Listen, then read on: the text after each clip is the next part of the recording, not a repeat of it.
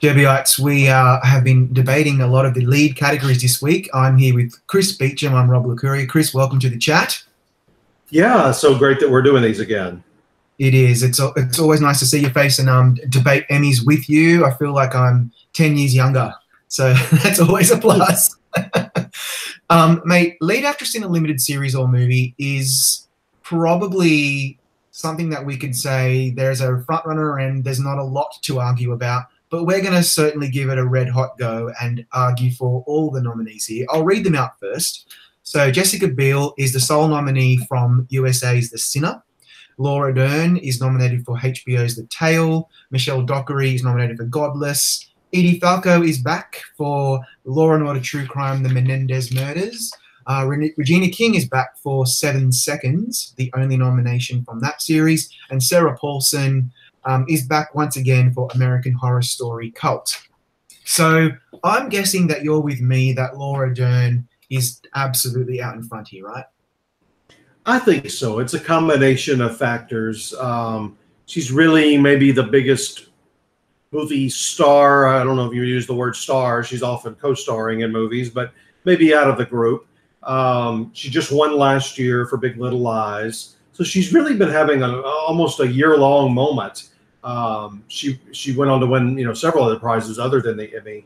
And then The Tale and Godless are the only two nominees that are also program nominees. So I think that usually indicates some sort of a signal of strength, although you don't have to be in a program nominee to win acting.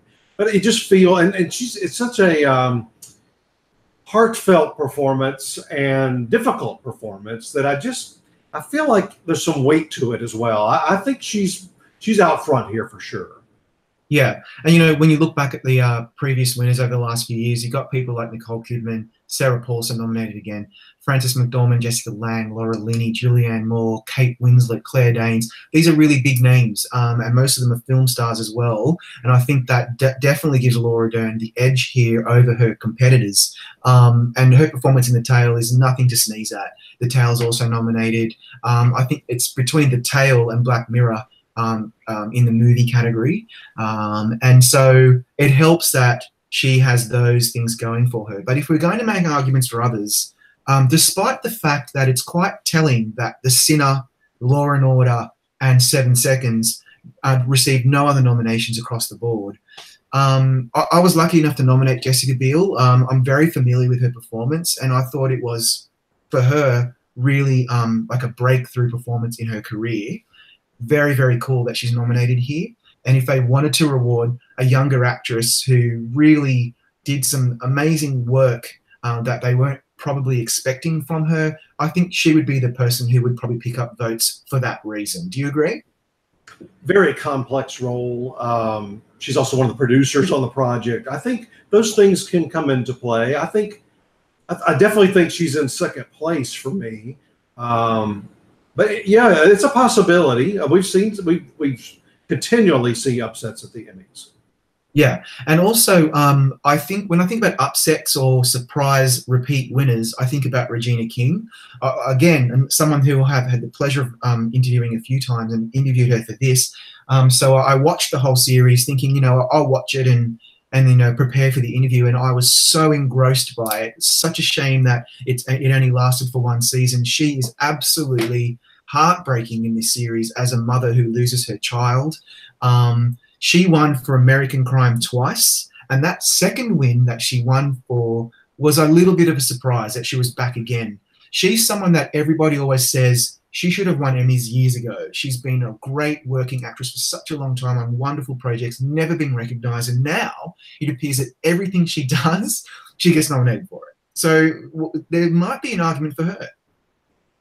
You're right, and she's got the big Netflix machine. They've got the biggest campaign treasure chest, and that takes us also to Godless with Michelle Dockery. Really, she's the most... Remember, Regina has multiple Emmys. Edie Falco has multiple Emmys. Sarah Paulson has an Emmy from a couple of years ago. Laura Dern last year. Jessica Biel's the only first-time Emmy nominee here. Michelle Dockery's the only one sort of with an IOU factor because of Downton Abbey. She's been was nominated several times and didn't win. So you know, and this is kind of against type for her, being in a cowboy western. Yeah, she's well known for playing, you know, an erudite English woman, you know, in the olden days in Downton Abbey, and here she is in a cowboy western. And really cool that she was nominated for this, because I thought she really was quite fantastic in it. And, you know, you're right. If Godless is going to pick up a few extra wins, it might win in the supporting category on the male side, for example, and maybe even in the female side. This could be something that we might see a surprise win for. So we shouldn't really count her out either. It brings me to this. So we've got what I can't believe is in this category, the two people who I generally have at the bottom are Edie Falco and Sarah Paulson. Like both Emmy princesses have won before and who have been nominated on numerous occasions. Edie Falco has 14 nominations. She has won on the comedy side for Nurse Jackie and on the drama side for The Sopranos a few times. Not many people have done that. And she's someone that we should never, ever, ever count out. No, and playing a real life person. So that's somebody that at least in America, I'm not sure there, people followed this attorney on television, and that she was also a commentator for many other trials. So it's somebody, you know, it's whether you're Oscars or Emmys or Globes or whatever, it's easier for a voter to say, oh, they nailed that, if they know, you know, what a person was like and how their voice was and what they looked like and sounded like and acted like, than it is for them to compare to, say, a fictional character. And then you throw on top of that they just love her at the Emmys. It's not inconceivable. It's really not at all. And she's like a Marsha Clark, the person that she's playing on the Menendez murders, and that is also a factor that we have to put into account. Then we have Sarah Paulson. So I remember interviewing her about 6 years ago before she became an Emmy juggernaut. She had only received one Golden Globe nomination. She was doing a few indie films, and then all of a sudden she got in good with Ryan Murphy and has given some of the best performances on TV over the last 3 or 4 years. Is nominated almost, or pretty much every year. She's back again for American Horror Story, and I refuse to ever count Sarah Paulson out because she is that kind of performer. I think she's also extremely popular. I think people really like her for good reason, because she's a really, really lovely person. But she also gives those performances that are really unforgettable, and I just can't bear to put her at the bottom of this list. But unfortunately, it seems to be where she's pretty much headed in this category. I hate it too. I mean, of all the 6 people in this category, she's the one most likely to watch this video. So Sarah, I'm so sorry. It's nothing. You just won, and cult is not something they seem to embrace very much. So that's the only reason. Nothing about you. I'm sorry. No. Yeah, and she knows how much we at Gold Derby love her.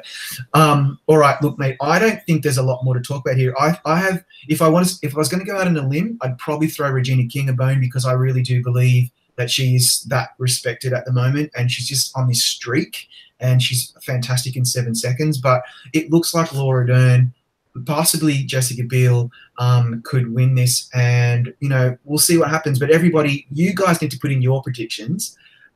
We'd love to see what you guys think, because it will then start to get the odds moving, and you know, all of Hollywood's watching us. They all want to know what Gold Derby thinks, so get involved. We put in our predictions, you put in yours, and let's see what happens on Emmy night. Thanks, Chris, for joining me. It's been a really great week of predicting the lead categories.